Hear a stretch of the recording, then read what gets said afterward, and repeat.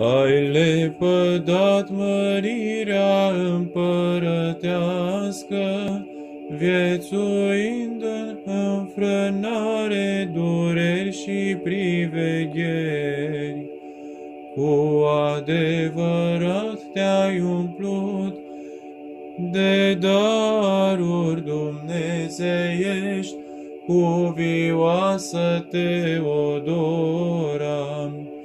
Pentru aceasta arta te laudă, cu cântări strigând, slavă lui Hristos, celui ce te-a proslăvit, slavă celui ce te-a încununat, slavă celui ce lucrează prin tine, tuturor tămăduiesc